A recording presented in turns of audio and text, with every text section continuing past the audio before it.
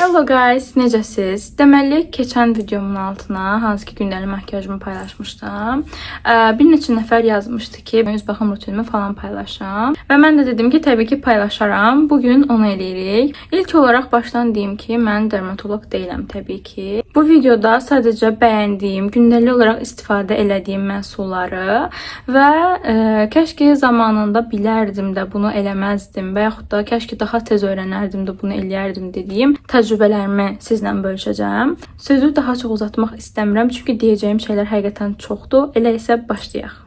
İlk öncə ona deyim ki, mənim üzüm karma bir cilddir və mənim T bölgəm yağlanır həmişə. Burnum, bu hissəm, alın hissəm həmişə yağlanır. Karma cild zaten bilirsiniz necə olur. Və göstərəcəyim məhsullarda mənim dəri tipimə uyğun olduqlarına görə aşağı-yuxarı karma cildli bir insanlar üçün daha uyğun olmuş ola bilər. Sizin də yorumlarda da bildirmişdim ki, mənim çox geniş bir üz baxım rutinim yoxdur. Və sizə də belə bir şey tövsiyə vermək istəyirəm.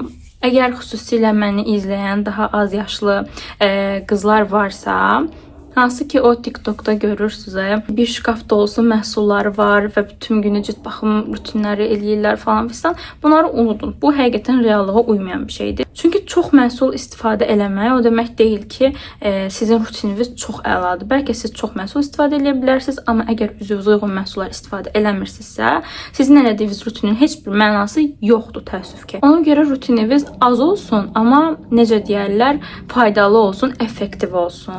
Deməli, mən məsələn evə gəlirəmsə, gündəlik olaraq üzümdə makyaj olur. Gecə bir dənə, bu çox klassik bir şeydir bilirəm, amma bir dənə bunu unutmayın ki, makyajla yatmaq olmaz.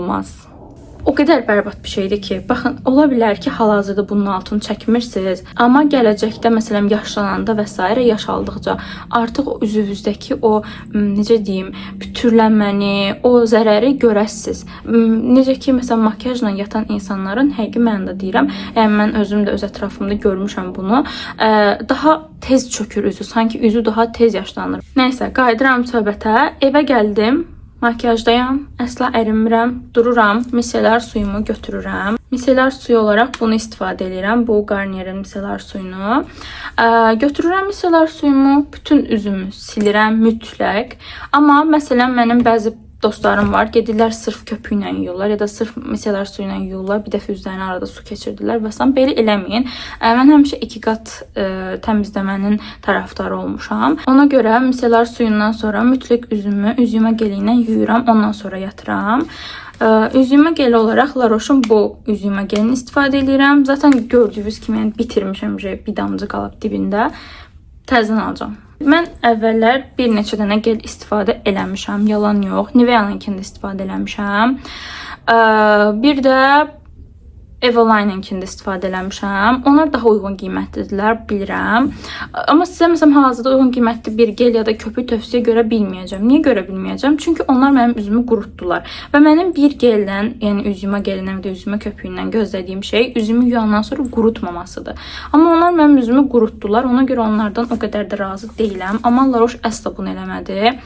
Yəni bir də məsələn çox böyükdür də, yəni alırsınız, bayağı bir istifadə eləyəsiniz, neçə bir müddət istifadə eləyəsiniz. Bir də sizə başımdan keçən bir şey danışmaq istəyirəm. Mütləq hər hansı bir məhsulu alanda orijinal olduğuna əmin olun. Yəni bunu məsələn alırsınızsa, orijinal La Roche olduğuna əmin olun. Niyə bunu deyirəm?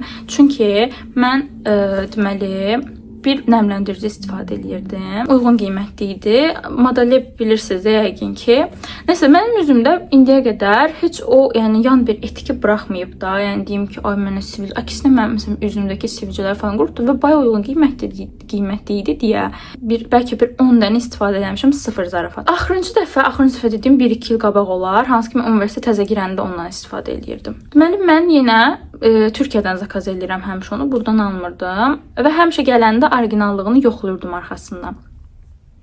Gəldi bu dəfə, vurdum. Bu dəfə nəyəsə yoxlamadım da, orijinal dedim da hər dəfə yəni orijinal gəlir də, bu dəfə heç nə olmaz. Yoxlamadım. Peşman oldum yoxlamadığıma. İnanırsınız üzümə vurdum, nəmləndirici mənim üzümü necə tərlətdi, istilətdi. Belə qırmızı qızartdı üzümü. Məsələn metroda gedirəm, baxıram mənim üzüm tərliyib. Bir də yəni bildiyiniz buradan belə su axır da, yəni belə çox pis də. Çönürəm, baxıram məsələn metroda falan yanıma ki, görüm həqiqətən bu qədər istidir, hamı tərləyir. Mən baxıram, yox. Tərləmirlər. Bir dənə məndədir. Onda uşa gəldim evə, bir təzədən yoxladım arxasını. Gördüm ki, bu dəfə orijinal göndərməyiblər. Odur budur. Başını buraxdım. Demirəm hamısı elədi qətiyyən. Təbii ki, orijinal satan mağazalarda var. Amma mən bir də yəni risk eləmədim oradan vurmağa. O nəmləndiricinin də başını atdım. Bir də ondan istifadə eləmədim. Hal-hazırda demək olar ki, bütün videolarımda bunu zaten göstərirəm. Biodermanın bu Sebium hidrasını istifadə edirəm. Çox qəşəng nəmləndiricidir.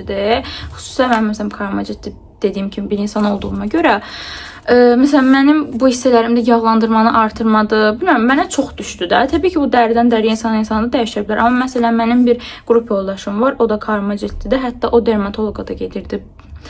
Onun dərisində problemlər var idi. O dermatoloqa da gedirdi. O da bundan istifadə edirdi. Yəni çox qəşəngdir, ala bilərsiniz. Bunun bir mənfi özəlliyi var. Nədir? Çox tez bitir. Mən hər ay bundan alıram. Çünki çox tez bitir. Yəni hər gün istifadə eləyəsinizsə, həqiqətən tez bitən bir məhsuldur, amma çox gözəldir. Dediyim kimi, yenə də alanda orijinallığına fikir verib alın. Bunu da bir dipnot olaraq keçim.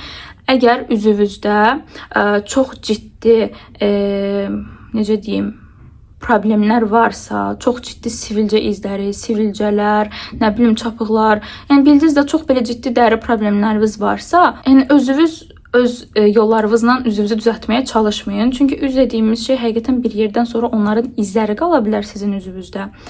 Bu heç xoşa gələn bir hadisə olmaya bilər. Ona görə mütləq gedin bir dermatoloqa, mütləq bir surətdə gedin. Nə qədər ki gec olmayıb. Çünki sonra dediyim kimi o izlər qalacaq üzünüzdə və inanın ki o izləri keçirtmək çox çətindir. Bu da belə bir məsləhət olsun. Daha sonra rutinimdə elədiyim səhvlərdən biri daha gözaltı nəmləndiricisi istifadə eləməməyim idi. Demək mən bir Bahar Store'dan bir nəmləndirici almışdım. Koreya markası idi, amma hal-hazırda adını xatırlamıram çünki 2 il falan qabağı idi. Və mən onu çox belə necə deyim, davamlı olmayaraq istifadə elədim. Göz altıma nəmləndirici istifadə eləmək nə vadar elədi mənə desəz. Məsələn, konsilerim istədiyim kimi durmurdu. Pütür dururdu, quru dururdu. Mən də başa düşə bilmirdim ki, niyə də? Çünki yəni dediyim kimi bahalı məhsul istifadə edirəm. Hər şey düzgün elədiyimi düşünürəm falan. Sonra başa düşdüm ki, nəmləndirmirsən ona görə. Nəmləndirici olaraq bunu, zaten bunu da hər videomda göstərirəm. Koreya markasıdır. Salyangoz özüdür deyilənə görə. Və çox qəşəngdir. Hətta səhv eləmirəmsə, bu məhsulun göz altı qaralıqlarını azaltdığına dair də bir iddiası var. Mənim göz altıma çox qaralıq olmadığına görə çox bir şey deyə bilmərəm, amma həqiqi mənada göz altlarımı çox qəşəng eləyir nəmləndirmə baxımından və qaralıq baxımından da düşünürəm ki, həqiqətən biraz solma var göz altımda qaralıqlarında. Yəni o çökük görüntünü, yorğun görüntünü itirdiyini düşünürəm, amma təbii ki davamlı istifadə lazımdır və təbii ki bu göz altınızdakı hansı o qaralıqlar və s. Təkcə nəmləndiricidən də asılı olmaya bilər. Genetik də ola bilər. Genetik hansı ki keçirtmək çox çətin olur. Yuxusuzluqdan da ola bilər. Bir çox səbəbdən ola bilər. Ona görə təkcə nəmləndiricinin boynuna atmaq lazım deyil. Bu arada mən yatanda göz nəmləndirici istifadə eləmirəm. Səhər durub makyajımı eləyəndə, hansı ki əgər makyaj rutinimi də öyrənmək istəyirsinizsə, gündəlik makyaj videoma da baxa bilərsiniz. Buradan bir dənə PR-ımı da eləyim. Nəysə, əgər səhər makyaj eləyirəmsə, onda istifadə edirəm göz altı nəmləndiricimi. Həmçinin gecə yatanda da üzümə nəmləndirici vurmuram. Çünki dediyim kimi La Roche qurutmur üzümü, belə qəşəng yumşaq eləyir deyə mən vurmuram yəni nəmləndirici. Amma siz istəsəz vura bilərsiniz təbii ki. Bu şəxsi bir seçimdir. Əlavə olaraq hər gün eləməsəm də mənim burnumda qara nöqtələr var. Bilmirəm buradan nə qədər görünür. Bu qara nöqtələr bilirsiniz ki, yəni davamlı olaraq keçirtmək üçün bir şey yoxdur və mən məsələn qara bu maskalar var. Onlardan istifadə eləmişəm, nə bilim, çox şey istifadə eləmişəm və davamlı olaraq bu keçmək yəni mümkün deyil. Qara nöqtələr davamlı olaraq keçmirlər. Azalırlar, sonra təzədən qayıdırlar falan. Bir də burnumda bilirsiniz nə olur? Belə əgər uzun müddət düzgün baxım eləmirəmsə, əlimə belə burnuma vuranda belə pütür kimi bir şey gəlir əlimə. Bilmirəm sizdə də olur yoxsa yox. Baxın, məsələn, onun üçün skrab istifadə edirəm. Mən bu markanın skrabını istifadə edirəm. Əslində skrab olaraq çox bahalıya qaçmıram ya da belə deyim də çox belə axtarmıram ki, nə skrab istifadə edim. Çünki sadəcə burnumu istifadə elədiyimə görə o qədər də axtarmamışam. Yəni normal uyğun qiymətli bir markadır bu. Bu skrabı nə edirəm? Genel olaraq üzümə skrab istifadə eləmirəm, sadəcə burnuma istifadə edirəm. Mən əlimə vururam, bu burun hissəmə belə-belə ovxalayıram. Bir də bu skrabın içində kiçik-kiçik qara belə dənələr olur. O dənələr belə sanki necə deyirlər, masaj eləyir də bir növ burnunuzu. Onlarla bir yerdə belə eləyirsiniz. Çox qəşəng olur, möhtəşəm olur. Yəni ən azından mənim o bir burnumun o yağlılığını götürür bir müddət. Məsələn 1-2-3 gün davam edir. Bunu həftədə 2-3 gündən bir eləyirəm də. Yəni hər gün eləmirəm, hər gün eləməyin. Həm də ki düşünürəm ki, o qaran nöqtənin o pis görüntüsünü də biraz azaldır. Bir də ki, qaran nöqtələr üçün glikolik asid deyirlər, amma mən hal-hazırda glikolik asid istifadə eləməmişəm deyə bu haqqda bir şey deyə bilməyəcəm. İstifadə eləsəm mütləq sizinlə bölüşəcəm, amma istifadə edən dostlarım var, onlar razı qalıblar. Dediyim kimi rutinimə əlavə eləsəm sizlə təbii ki bölüşəcəm.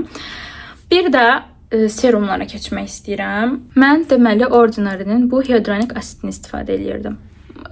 Mənim düşünürəm ki, üzümə o qədər də nəm ehtiyac yoxdur. Çünki yetərlidir də bu rutinimdəki nəm mənə okey gəlir. Ona görə nəm olaraq bu Ordinary'ni buraxdım. 2 dənə istifadə eləyirdim. Bu ikincidə, amma yarıda qaldı bu. Tam istifadə eləmədim, buraxdım. Amma sizə serumlarla bağlı bir şey danışacağım. Deməli, serum dediyimiz şeylər heç öz başına istifadə olunacaq şeylər deyil. İndi hyaluronik asid yüngül bir asiddir, xəfif bir asiddir. Yəni bunun üçün heç şey deyə bilmərəm. Amma digər asidlər üçün deyə bilərəm. Mənim başımdan keçən yenə bir olay var, asidlərlə bağlı, bu serumlarla bağlı daha doğrusu. Və mən bunu sizlə bölüşmək istəyirəm ki, siz də eyni səhvi eləməyin. Deməli, nədir? Mən retinol, yəqin ki, çoxumuz eşitmişik, retinol istifadə eləmişəm. Mənim 19 yaşım var və gördüyünüz kimi üzümdə demək olar ki, qırış falan yoxdur. Sənin yəni 19 yaşın varsa, niyə qırışın olsun birincisi? Normalda mən hər hansı bir məhsul istifadə eləməmişdən qabaq onu belə dəlicəsinə araşdıraram. Kimdə nə yan etkisi olub, kimdə olmayıb, həqiqətən yan etkisi olubmu və s. Bunları mütləq ki araşdıraram. Bu dəfə niyəsə belə bir mallığıma gəldi, araşdırmadım. Peşmanam, siz araşdırın. Deməli, getdim, aldım retinolu, vurdum üzümə. Sandviç tekniği deyirlər, nəmləndirici vurursunuz, retinol vurursunuz, sonra təzə nəmləndirici vurursunuz.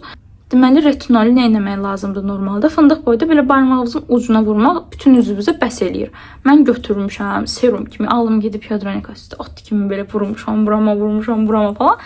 Ki, səhər üzüm bomba olacaq da, oyanacağım ki, əladır üzüm falan. Elə o da Ordinary'nin retinoluydu bu arada, marka olaraq. Heç nə, səhər oyandım ki, dəhşət üzüm, nə gündədir, ay Allah. Deməli, bu hissələrimdə dəhşət bir şəkildə quruluq gördüm. Çox bərbad bir quruluq idi. Belə bildiyiniz dərim soyulurmuş kimi də çox bərbad idi və mən girdim, araşdırdım internetdə, nələrlə qarşılaşdım. Bildiyiniz retinol yanığı deyə bir şey var imiş, hətta və hətta. Və çox pis bir yanığı imiş. Yəni, bu serumların qoyduğu yanıqlar keçmir də, yəni hər hansısa bir texnika ilə də keçirtmək çox çətindir. Çox vaxtda izi qalır orada. Mən dəli oldum, çünki üzüm həqiqətən mənim üçün çox dəyərlidir. Dəli oldum ki, yəni vəsə da mənim üzüm getdi əldən, yandı mənim üzüm. Amma yanmamışdı Allahdan bir gündə. Yəni davam eləsəydim böyük ehtimal yanardı, amma yanmamışdı. O quruluğu da necə keçirtdim? Bütün gün deyəndə, yəni tez-tez ora nəmləndirici vururdum o hissələrə. Bir də çoxlu su içirdim. İnternetdə belə bir şey oxumuşdum ki, çoxlu su içməyə lazımdır. Çoxlu su içirdim və inanın ki 2-3 həftə çəkdi onun, yəni getməyi mənim üzümdən. Və mənim üzümdə zaten həssas bir cilddir. Hər şey çox tez qəbul eləmir ya da çox tez reaksiya verir nəyəsə. Çox pis idi də, yəni buradan da sizə bir məsləhət, əgər 19 yaşınızdasınızsa, nə bilim 18, 17, belə də yəni 20 bu yaşlarda ehtiyac yoxdur retinola. Retinola bilirsiniz nə vaxt başlayarsınız? 25 və üstündə bəlkə də. Bəlkə heç 25 də yox, 30'lara yaxın, 30'da. Hətta qırışlarınız azsa bəlkə onda da başlamaya bilərsiniz, şəxsi seçiminizdə. Yəni bu retinol dediyimiz şey əslində yəni bu yaş kateqoriyasına daha çox xitab edən bir serumdur. Mən məsələn internetdə görürdüm 15 yaşındakı qızlar falan istifadə edirlər. Dedim ki, yəqin ki mənə də olar falan. Eləməyin, qətiyyən heç tövsiyə eləmirəm. Çünki mən altını çəkdim bunun. Dediyim kimi toparlanması bir 2-3 həftə aldı. Üzüm çox bərbad vəziyyətə düşdü, qurudu. Bütün bu hissələrindən əlavə üzümün ümumi özü qurudu sanki, nəmsiz. 2 dəfə üzümü, yəni mənim üzüm karma bir üzdür və necə deyim, o heç vaxt o quruluq hissi var ya üzdə, belə üz dartınar quruluqda. Mən onu hiss eləməmişəm də. Amma bu dəfə hiss elədim, çox bərbad idi. Ona görə mən elədim, siz eləməyin. Daha sonra günəş kremi olaraq mən La Roche-un günəş kremini istifadə edirəm. Bura qoyacağım şəklini, hal-hazırda yanımda yoxdur çünki qutarmışam və qabını da atmışam. Mənim elədiyim səhvlərdən biri nədir? Məsələn, deyirlər qışda da günəş kremi lazımdır. Həqiqətən lazımdır. O UV işınları falan, bunlar hamısı bizim cildimizə ziyandır. Amma mən istifadə eləmədim qışda.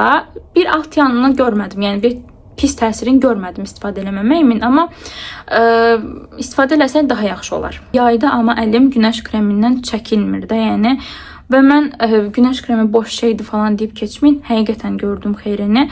Üzüm o qədər gözəl və ağ qaldı və La Roche-un günəş kremi o qədər qəşəngdir ki, belə ağartmışdı deməyim də, ağ saxladı da üzümü.